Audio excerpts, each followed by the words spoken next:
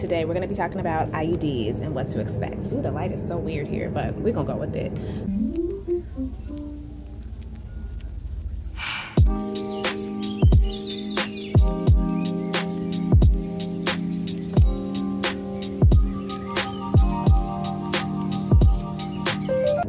Hi guys, welcome back to my channel.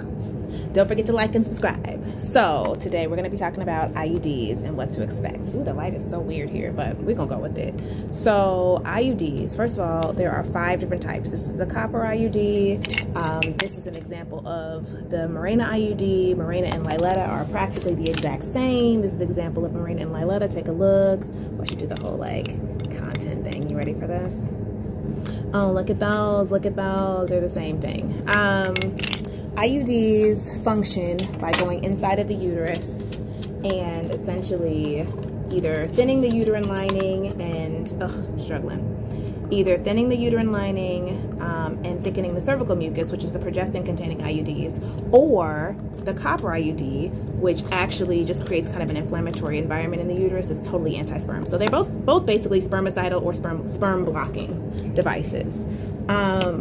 In order to place an IUD, we basically have to feed it into the cervix in order to kind of get it in there. So, and then it kind of opens up. So we like basically take, I have a little introducer here. We basically take it.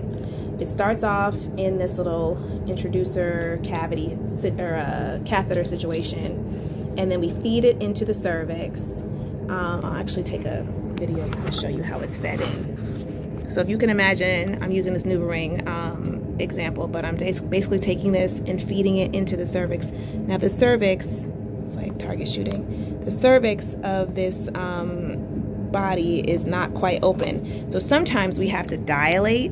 So like actually use something to, sometimes we have to dilate the cervix to actually like open the cervix a little bit. Sometimes it's easier to place IUDs when people are on their period. Sometimes we use a medication to actually soften the cervix and allow us to place the IUD in. The various IUDs can last various amounts of time. Mirena and Liletta are both good for up to 8 years. Any IUD can be removed whenever you want it to be removed, okay? So you don't have to keep an IUD for 8 years, but you can if you wanted that device to stay for 8 years. So 8 years for Mirena and Liletta, 5 years for Kylena, 3 years for Skyla. And then Paragard, copper IUD, is 10 years. Now here's the kicker with Paragard. With the progestin IUDs, Mirena, Liletta, Kylena, Skyla, they're all sisters. The progestin makes the uterine lining thinner. So it makes it thinner, which makes the periods usually shorter and lighter, and some people stop having periods altogether. I'm one of those people. The copper IUD does not do that. It creates actually more of an inflammatory environment in the uterus, and sometimes the periods get a little bit heavier and a little crampier. Sometimes, not always, but they certainly don't get lighter or shorter. They certainly will remain at least how they were before, or maybe a little bit worse. So if you're already starting off with a really heavy period, this is not a device for you. One of these, maybe. But if you're somebody who either cannot have hormones for whatever reason or just do not want any parts of any hormones, then copper IUD, hormone-free. Hormone-free copper IUD. I just made that up. Say you want a long-acting device, like they call them a LARC, long-acting reversible contraceptive. Say you want a long-acting device that does not go in your uterus. Nexplanon. Nexplanon is a rod. You see this? Hold on, let me do it again. This is a little rod that goes in your arm, and you can't feel this because this is not touchagram, this is Instagram or YouTube, but it's in here. It's actually under the skin. And so a person usually will have it like under their right or under their left arm, and you'll be able to feel it. You can kind of see the shadow of it. You can feel it, but you can't see it.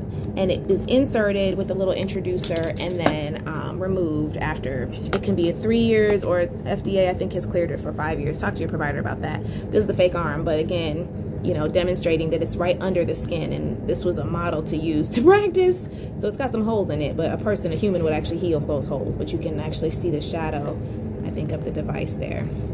Right under the skin. So, you know, the challenge with Nexplanon, the rod, is that a third of people will bleed. A third of people will bleed more than they would off of birth control. A third of people will bleed the same amount of birth control, same amount of bleeding days as they would off of birth control, and a third of people will bleed less bleeding days that they would off of birth control. So some people will get this device and have like no periods or very short light periods or very intermittent spotting, and some people will like bleed more than they would off of birth control. And you never know who's who until you try it. So that's the only thing about Nexplanon. It's kind of a crapshoot. I guess they're all kind of a crapshoot, but this one in particular, when it comes to the bleeding profile, it's not a favorite by everybody. Some people love it, and some people are like, take this out of me yesterday. And there are other contraceptives, but I just wanted to go over, what this looks like. So placement can be crampy, expect it to be crampy, expect to not be comfortable that day. Ibuprofen, Tylenol ahead of time will be helpful, and usually for a few hours afterwards. Removal is similar, but less usually, because placement, the uterus is like, oh my God, what is you doing? But removal, the uterus is like, oh, what was that? Who was there? And then it's like over. So it's a lot less intense typically, removal. The other thing about placement of an IUD, when you've never been pregnant before, the uterus, I think, kind of overreacts. No offense to people's uteruses, and it really cramps, and people are really having a hard time. Not really, but more so like uterine cramps, like menstrual cramps. When people have had babies before, my experience is that it's very much less of that. So people are often like, oh, you placed it already? I'm like, yeah, I told you I was placing it. It's way less aggressive, the amount of cramping. And I think it's just because the uterus has had like an occupant before, so it's not as like surprised that somebody or something is in there. But again, ibuprofen, Tylenol should do the trick. It's usually nothing more than that. I occasionally will give people a warm compress if they feel like a little more crampy, even in the office. But most people are like, oh yeah, that wasn't as bad as I thought. Like literally, that's the mantra. It wasn't as bad as I thought, the placement. I have an IUD, so I'm speaking also from experience. I also find that people who have menstrual cramps, like who usually cramp with their periods, do really well with these. As opposed to somebody who's never had cramps, they're like, what is this? I'm like, that's what we all experience like every month. So I think that if you know what a menstrual cramp is, like you'll be all right. But again, it's nothing that's too bad. Like it's like menstrual crampy, and then it chills out, pretty soon. And then expect to have irregular spotting or cramping for the first 1 to 3 months. Here and there, like you just know, oh, something went in my uterus a few weeks ago. But that'll chill out as well. And if it doesn't, you should talk to your healthcare provider, because I would expect it to get better. Usually after 1 to 3 months, at the most 6 months, but mostly 1 to 3 months is plenty.